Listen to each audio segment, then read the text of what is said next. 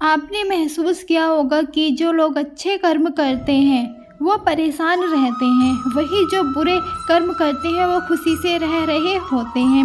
अच्छे कर्म करने वाले परेशान होते हैं कि आखिर उन्हें इतनी परीक्षा क्यों देनी पड़ती है, जबकि जो अधर्म की राह में है वो खुश है और ज़िंदगी का लुत्फ़ उठा रहे हैं। अगर आपके मन में भी ये सवाल आया है तो आज हम आपको इसका जवाब देंगे। ये जवाब वो है जो श्री कृष्ण ने अर्जुन को दिया था। एक वर्णित कथा के अनुसार जब भी अर्जुन के मन में कोई भी दुविधा होती थी तो वो श्री कृष्ण के पास पहुंच जाते थे। एक बार की बात है, अर्जुन ने भगवान श्री कृष्ण के समीप आकर कहा कि वो दुविधा में है और इसका जवाब वो श्री कृष्ण से चाहते हैं।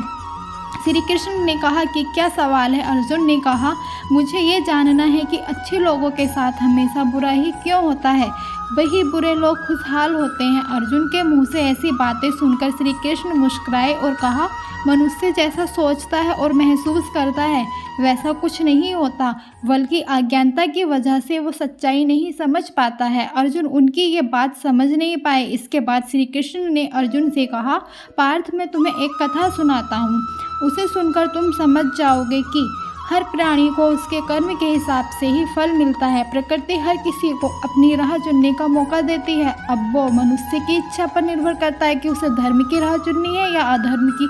कथा शुरू करते हुए श्री कृष्ण ने कहा, एक नगर में दो पुरुष रहा करते थे। एक पुरुष व्यापारी था जिसके जीवन में धर्म की बहुत महत्ता थी।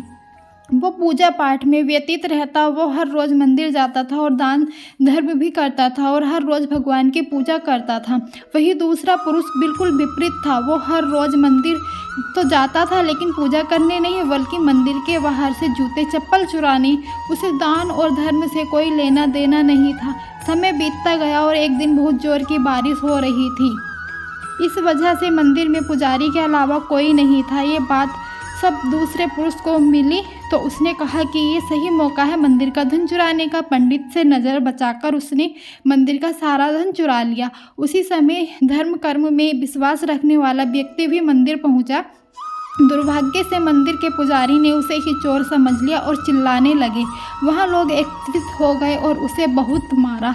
किसी तरह वो बचते बचाते वहाँ से निकला तो दुर्भाग्य ने उसका साथ वहाँ भी नहीं छोड़ा। मंदिर के बाहर वो एक गाड़ी से टकरा गया और वह घायल हो गया। फिर वो व्यापारी लंगड़ाते हुए घर जाने लगा तो उसकी मुलाकात उस पुरुष से हुई जिसने मंदिर से धन चुराया। उसने कहा, आज तो मेरी किस्मत चमक गई, एक साथ इतना सारा धन मिल गया। ये सब देखकर उसे बहुत बुरा लगा और उसने अपने घर से भगवान की सारी तस्वीरें निकाल दी। कुछ सालों बाद दोनों पुरुषों की मृत्यु हो गई। मरने के बाद जब दोनों यमराज की सभा में पहुंचे और भले पुरुष ने दूसरे व्यक्ति को देखा तो उसे बहुत गुस्सा आया। उसने क्रोधित होकर यमराज से पूछ ही लिया, मैं तो हमेशा अच्छे कर्म करता था, दान में विश्वास रखता था, उसके बदले जीवन भर मुझे अपमान और दुख ही मिला। इस व्यक्ति को नोटों से भरी पोटली, आखिर ऐसा भेदभाव क्यों? इस पर यमराज ने कहा, पुत्र, तुम गलत समझ रहे हो। इस पर जिस दिन तुम्हारी गाड़ी से टक्कर हुई थी वो दिन तुम्हारे जीवन का आखिरी दिन था, परंतु तुम्हारे अच्छे कर्मों की वजह से तुम्हारी मौत सिर्फ एक छोटी सी चोट में बदल गई। तुम इस दुष्ट व्यक्ति के बारे में जानना चाहते हो?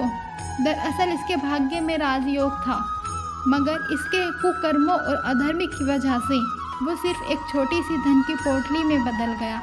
कथा सुनाने के बाद श्री कृष्ण अर्जुन से कहते हैं, पार्थ, क्या अब तुम्हें तुम्हारे सवाल का जवाब मिल गया? ऐसा सोचना कि भगवान तुम्हारे कर्मों को नज़रअंदाज कर रहे हैं, ये बिल्कुल भी सत्य नहीं है।